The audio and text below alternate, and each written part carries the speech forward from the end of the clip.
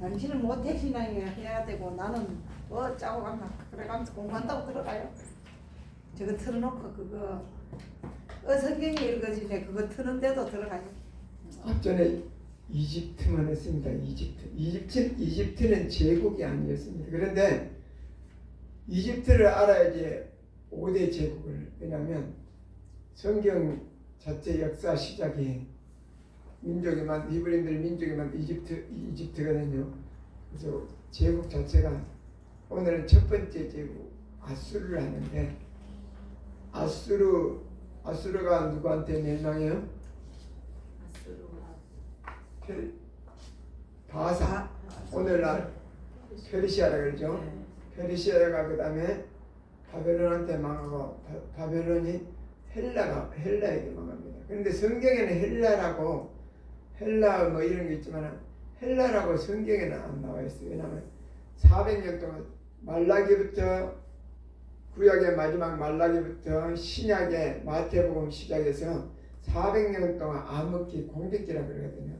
그때 이제 헬라가 들어가는데 이제 5대 제국에서 이 헬라는 역사가 그리 깊지 않는데 대단합니다. 왜냐하면 로마가 그대로 또 헬라 문화를 받아가지고 그대로 적용하거든요.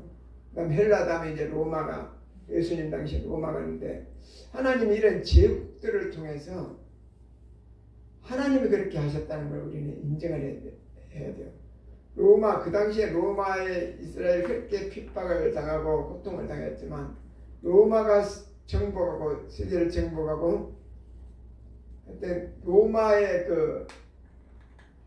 그 언어와 도로와 이런 것 때문에 하나님은 그걸 세계 경영을 하시는데 세계를 경영하시는데 그 로마를 통해서 결국은 복음이 세계에 전파되도록 바울이 그렇게 쓰임 받았던 것처럼 그런 것처럼 우리가 이 책은 꼭 읽어보셔야 돼요. 그러면 성경에 더 알기가 쉬울 것입니다.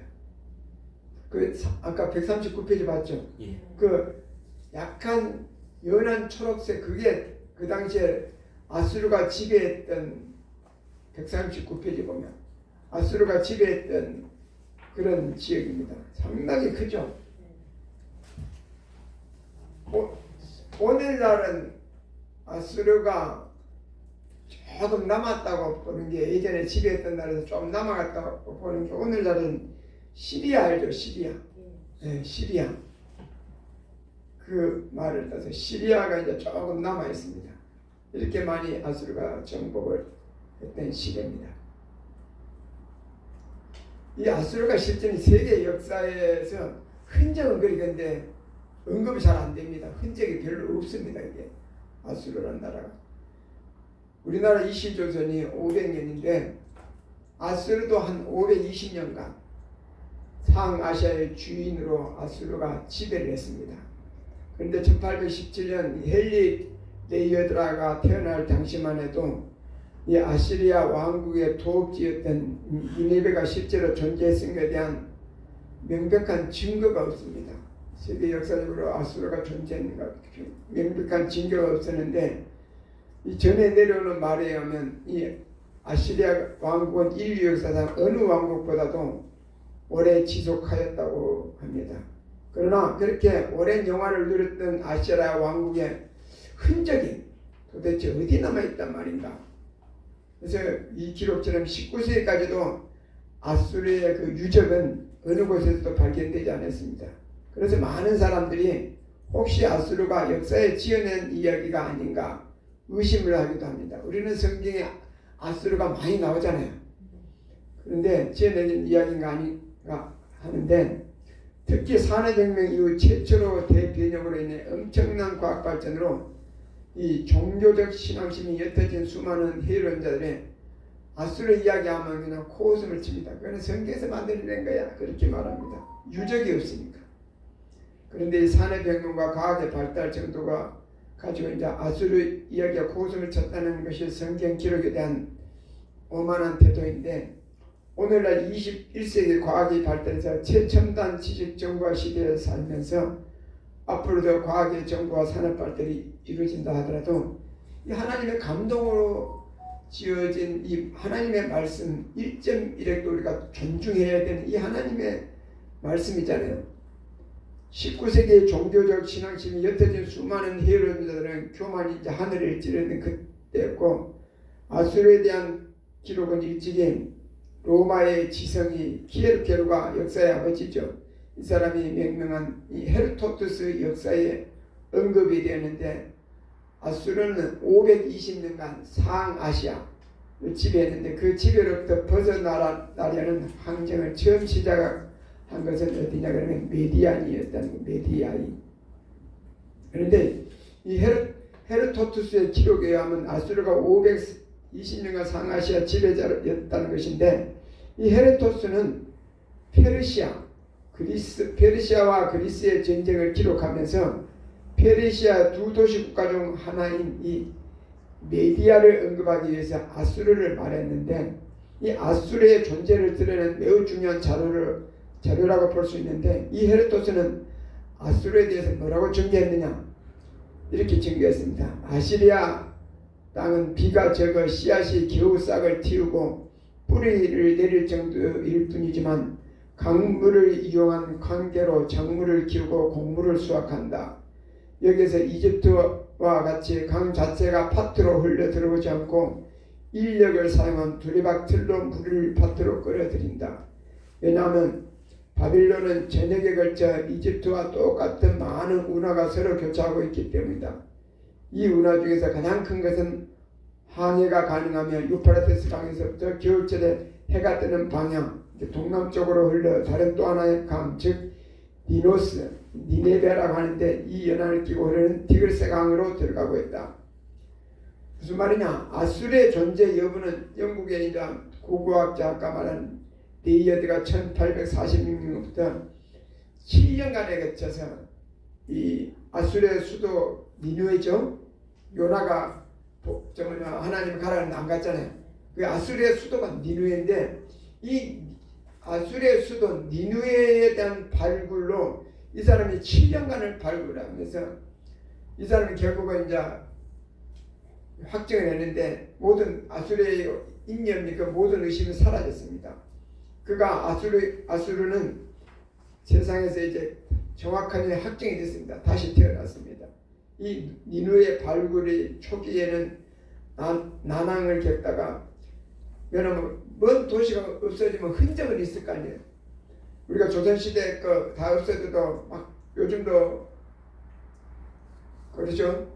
발굴 계속 발굴하고 어떤 묘에서 나오고 그러잖아요. 그런 것처럼 이 사람이 아수르에 대한 흔적이 없는데, 이 사람이 니누의 발굴 초기에는 참 어려웠는데 이 구름을 파는 비법을 하나 배우게 된 것이 결정적인 계기가 되는데, 이 비법이 뭐냐 그러면 고고학자들이 답습이 되고 있는 비법인데, 우리도 이제 알아두면 보물을 발견할 때 도움이 되는데, 무슨 말이냐 뭐냐 그러면 이 발굴은 아수르인들은 옛날에 그 당시 아수르인들은 궁전이나 신전을 지을 때 우선 평지에 바로 안 짓고 30 또는 40피트, 이게 우리나라 미터라면 한 60, 땅에서 60m 위에 그걸 지었다는 거예요.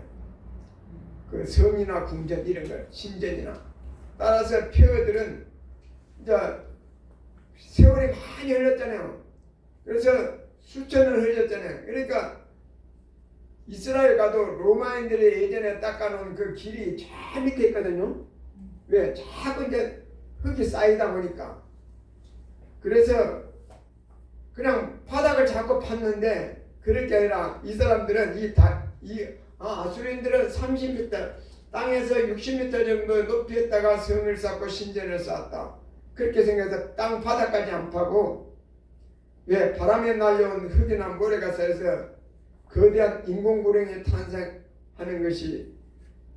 그래서 이 지점에서 이 결론을 얻게 된 게 뭐냐 그러면, 왜 아수르의 흔적이 없었느냐? 먼저 해야 할 일은 햇볕에 말린 진흙 벽돌을 쌓은 기단을 찾는, 왜? 그 당시 아수르인들이 했던 걸. 그래서 파고 들어갈 때 무조건 땅으로 파고 다니거나, 예전에 거기에서 그러니까 땅에서 60m 정도 그 간격에서 이 벽돌을 찾아보자 우리가. 그런 식으로 해가지고 그 기단을 발견되면 그러면서 그 높이로 쭉 이제 판 거지. 그러면서 더 깊숙이 파도 안 되고 그러면서 왜 깊숙이 파도 그거는 어기니까 이 사람들은 바로 바닥에다가 그 당시에 바닥에다가 바로 이 성벽이나 그런 걸 쌓은 게 아니고 신전이나 그런 거 60m 정도 높이 왜 옛날에는 사막이나 뭐 오면 막 묻히잖아요. 그러니까 높이를 좀 이렇게 했다는 것입니다. 그러면서 또 이 구름 꼭대기로부터 약 20피트, 약 6m 파 내려가니까 어느 정도 꼭대기 6m 파 내려가니까 굽지 않는 벽돌로 쌓은 기단들이 드디어 찾아내기 시작합니다. 그러면서 이 역사적인 니느웨 발굴이 본격적으로 이제 시작이 되었습니다. 그동안은 많은 시기가 종식됐어요. 그래서 성경에 말한 나훔서 있잖아요. 나훔서의 예언이 실제 사건으로 밝혀지기도 했습니다. 그래서 아수르에 대한 가장 많은 기록은 세계사에 있는 게 아니라 가장 많은 기록은 성경에 있습니다. 그렇죠? 성경에 가장 많은 기록이 있습니다. 때문에 아수르를 연구하기 위해서는 오늘날도 어느 학자든 성경을 읽고 연구해야 합니다. 그래서 아수르에 대한 이 풀 존슨의 연구가 아래와 같이 기록이 되어 있는데 이 사람이 뭐라고 했냐고 하면 기원전 9세기에 오자 아시리아는 점점 커지고 있었다. 예수님이 오시기 전 900년 전이라고 말이죠. 9세기 8, 900년 전 살마네셀의 비문인 살마네셀 알죠? 아수르의 비문의 블랙 오벨스키에 따르면 예후의 시대에 이스라엘은 아수르의 조공을 받았다. 예후 알죠?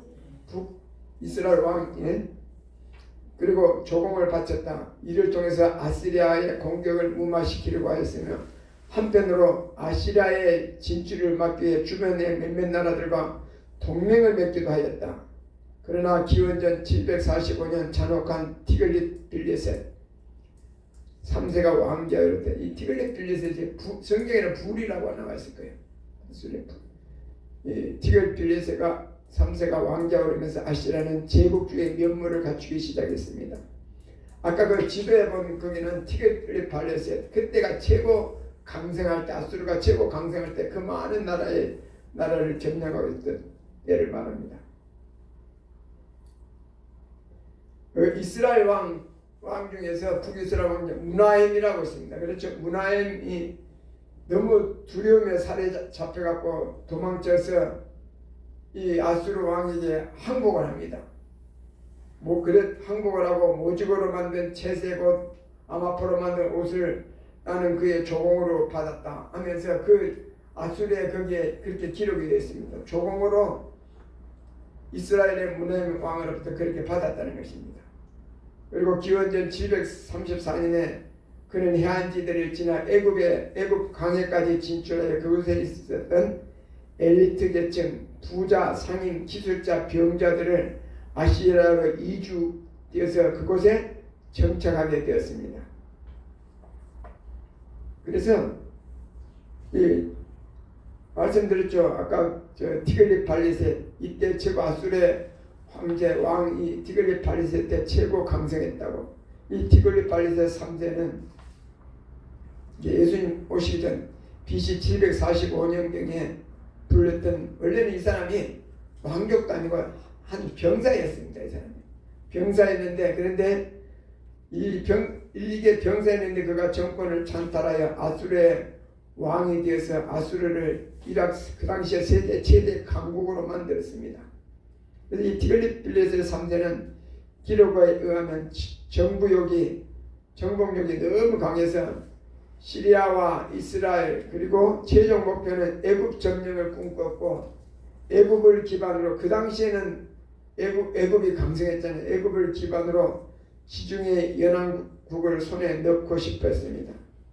그래서 이 고고학자들의 발굴에 의하면 아수르의 수도 니느웨는 그 성의로 물이 범람해서 토사가 그러니까 물이 범람할 때는 성의로까지 물이 들어오는 거예요. 그래서 토사가 구름 위로 그러니까 물이 없을 때는 없는데 물이 올 때는 그 당시에는 오늘날 뭐죠 저수지처럼 이런 게 없잖아요.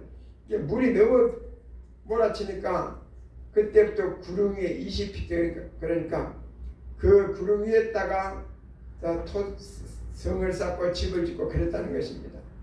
때문에 아수르가 멸망한 지 200년 후에 크세노프니 1만 명의 그리스 병사들을 이끌고 페르시아를 원정을 위해서 그 지역을 지나면서도 그들은 발 아래 니느웨가 누워 있으라는 것을 꿈에도 몰랐다는 것입니다. 200년 후에 벌써 이제 묻혔다 이 말이야. 아수르가 니느웨 그 아수르의 수도 니느웨 근처만 해도 1년 이상 삽질을 하며 유적을 찾던 이 레이어드가 아수르 고고학자죠. 이걸 찾던 1년 이상을 삽질했다는 거예요.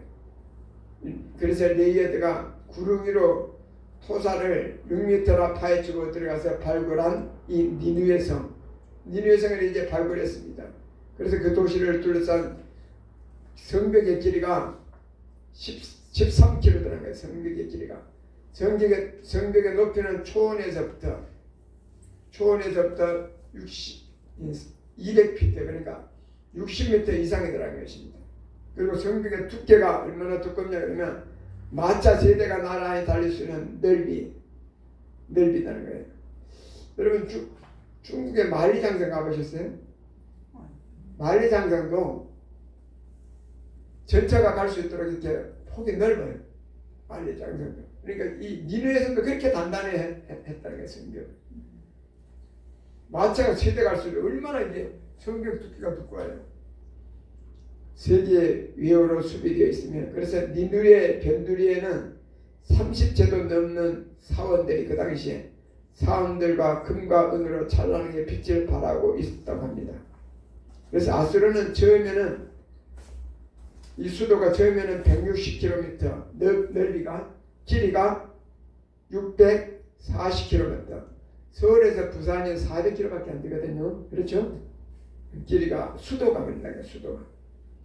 수도가 길이가 640km 크기의 땅대지를 소유한 처음에는 이 수도뿐만 아니라 아수르 나라 전체가 그렇게 작았어요.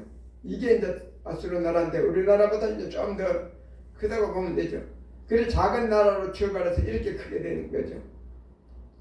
그래서 그들이 제국주의를 펼치면서 동쪽으로는 인도까지, 서쪽으로는 애국까지, 북으로는 러시아까지, 남으로는 아라비아까지. 성경에서 아라비아라 그러면 오늘은 사우디아라비아로 생각하면 이해가 더 쉬울 거예요. 그렇죠? 아라비아까지 뻗어나가서 얼마나 뻗어나가냐. 이 작은 나라가 3200km에 걸친 소아시아 추원과 사막을 다 장악해 했다고 합니다. 이렇게 대단했던 제국이 흔적도 없이 사라졌다가 2000년도 더 지나서 땅속에서 고고학의 도움으로 존재를 드러냈습니다. 그래서 이 아수르 제국과 성경을 연구하고 공부하는 것은 정말로 흥미롭고 가슴 뛰는 일이 아닐 수 없습니다. 애굽은 제국이 아니다 그랬죠? 제국이 되고 싶었지만 제국이 못됐습니다. 결국 영국에 가면은 저도 안 가봤지만 대형 박물관에 찾아보면 있습니다. 이 조병호 박사가 영국에서 공부를 했고 박사학위를 받았는데 한국에서 오는 사람들을 가이드해갖고 대형 박물관에 이렇게 데려가고 그리고 자기가 공부하기 위해서 대형 박물관을 자주 방문했다는 것입니다. 근데 그 영국의 그 대형 박물관에 가면 각 나라에서 가지고 온 물건들 그 소유하고 있는 것이 역사적인 가치를 두고 세계적으로 최고의 역사적인 가치 있는 박물관이 영국의 그 대형 박물관과 프랑스의 루브르 박물관, 영국의 대형 박물관 서로 선두다툼을 한다는 것입니다. 그 중에 대형 박물관은 돈으로 환산할 수 없을 정도로 불가능한 어마어마한 역사적인 가치를 가지고 있는 유물들 현재 한 200만 점 정도 이렇게 전시를 해놨다는 거예요. 그리고 이 대형 박물관에 남의 나라 것들이 자기 나라니까 아니잖아요. 집에 막 가서 식민지하고 막 가져와서 남의 나라 것들을 많이도 다 갖다 놨습니다. 그런데 정말 이 유물들을 가만히 오늘을 생각해보면 영국에다 내니까 가져와서 중요한 것은 이 유물들의 보관이잖아요. 보관. 그러니까 이것도 한편으로 자기 나라에서도 뭐 이상은이 막 파괴도 그랬을 건데 그들이 좋은 거 다 빼가지고 보관 자체를 그리고 이제 자기 나라 게 아니니까 보는 전신은 공짜된 보는 전신은 그러면서 이 유물들 이제 입장이 없이 무료로 왜 자기들 뺏어 갖고 왔지만 이거 돈을 받기는 그렇잖아요. 자기들 것도 아닌데 그런데 이제 하여튼 자기들의 관리를 잘하니까 아 이거 한편으로 이것도 괜찮다. 역사를 연구하는 사람들에 의해서 그런데 아직도 200만 점인데 아직도 전시 못하는 지하에 수많은 점이 있다는 거예요. 수많은 그것이 아직 왜냐면 이건 아직 좀 닦고 그렇게 해가지고 전시하고 그렇잖아요. 시간이 많이 걸려 아직도 전시 못하게 엄청나게 많다는 거예요. 지하에. 그런데 여기에서 이 성경에 나오는 제국들을 순서대로 이렇게 영국의 대응받고 그러니까 아마 순서적으로 쭉 이렇게 전시해 놨다는 거예요. 특히 아수르 유족들은 모든 성경의 그 내용들 자체라는 것입니다. 현재 대영박물관에 아수르에 가는 유물들은